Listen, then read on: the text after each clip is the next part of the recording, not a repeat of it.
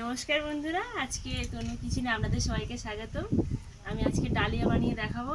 আজকে ডালিয়াটা যদি ভালো লাগে আপনাদের লাইক কমেন্ট শেয়ার করবেন। আমি কি কি উপকরণ নিয়েছি দেখে নিন।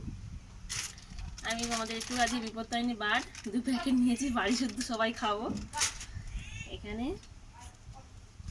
এখানে নিয়েছি চাট মশলা আর লঙ্কা গুঁড়ো, হলুদ গুঁড়ো, কাঁচামরিচ, আদা, 5 ফোঁটন, শুকনো লঙ্কা, তেজপাতা, ঘি। আর এখানে আছে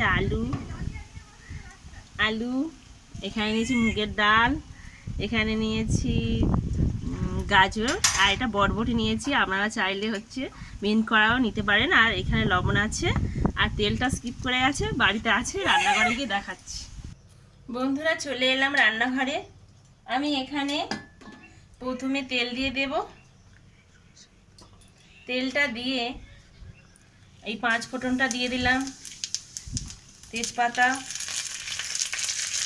শুকনো মরিচ, এগুলো একটু চিড়ে দিলে একটু ঝাল ঝাল হবে, না দিলে এরকম হলো একটু হালকা লাল লাল হয়ে আসবে। বেশি তেল দিইনি, সেই অল্প দিয়েছি। আপনারা বেশি তেলও দিতে পারেন, আমি একটু দিয়ে দিচ্ছি, একেবারে সবজিটা দিয়ে দেবো সেই জন্য। আমার বাড়িতে মুগের ডাল কম ছিল বলে আমি একটু খেসারি ডালও নিয়েছি। আপনারা শুধু মুসুর ডালেও করে খেতে পারেন। আজকের বারের দিন, সেই জন্য আমি মুসুর ডালটা দিলাম না।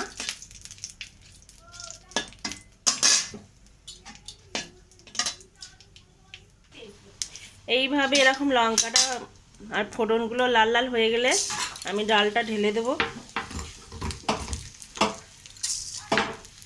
দিয়ে হালকা করে ভেজে নেব।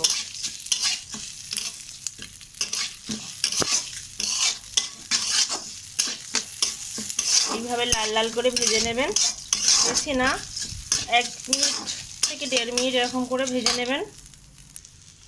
এবার আমার ভাজা লাল লাল করে 1 মিনিট মতন ভাজার পরে আমি সবকটা সবজি ডালের মধ্যে দিয়ে দেবো।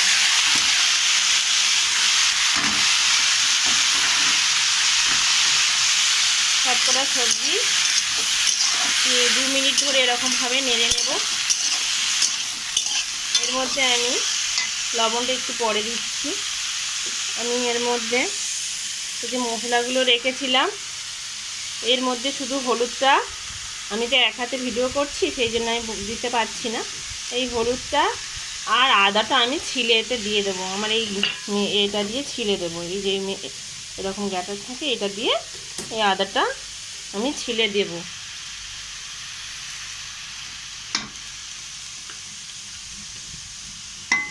হলুদটা দিয়ে দিচ্ছি।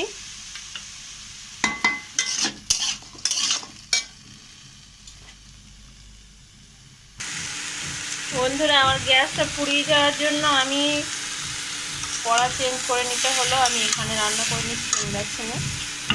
আমি এবারে সব কটা উপকরণ দিয়ে দিলাম। জিরে, লঙ্কা ছিল, আর একটু লবণ দিয়ে দিলাম, দিয়ে এটাকে নেড়ে ছেড়ে কষে নেব। আমার এখানে কষিয়ে নেওয়া হয়ে গেছে। আমি এখানে এবার একটু জল দিয়ে দেবো। আমাদের বেশি লোক খাবো, 5-6 জন খাবো, সেই জন্য একটু বেশি করে সবজি নিয়েছি। ততক্ষণ সবজিটা ফুটছে, আমি গণেশের ডালিয়াটা জলে ধুয়ে নেব। আপনারা এক বাটিও করতে পারেন, আপনাদের প্রয়োজন মতো নেবেন। আমাদের একটু বেশি লোকজন আছে বলে একটু বেশি করেই করছি। আজকে একটু ভাত খাবো না, সবাই এটাই খেয়ে নেব।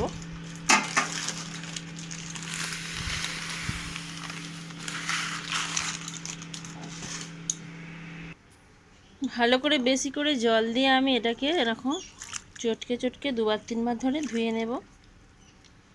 নিয়ে জল পাল্টে নিয়ে আমি আপনাদের দেখাচ্ছি। ডালিয়াগুলো এই হাঁড়ির মধ্যে ঢেলে দিলাম।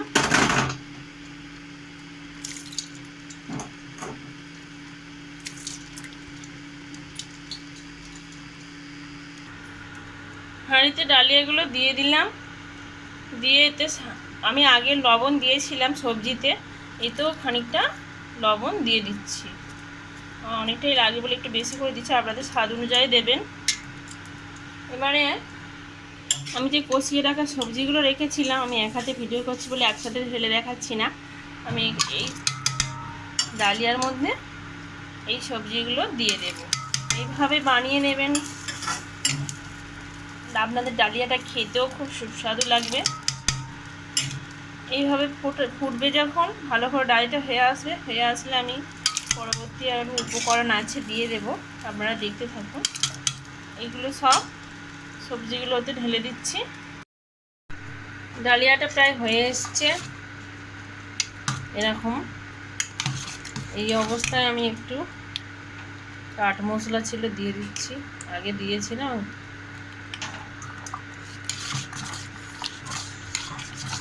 আর একটু ঘি দিয়ে দেবো সবশেষে।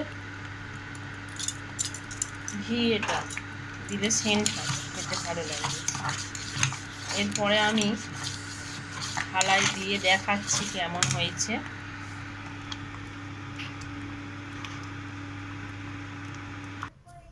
হয়ে যাওয়ার পরে এরকম ডালিয়াটা এরকম দেখতে হয়েছে। আমি একটু বেগুনি করে নেব, এর সঙ্গে দিয়ে পরিবেশন করব, ভালো লাগবে। এইভাবে আপনারা বানিয়ে খেয়ে দেখবেন, খুব সুন্দর খেতেও লাগবে। খেয়ে আমাকে কমেন্ট করে বলবেন বন্ধুরা কেমন হয়েছে।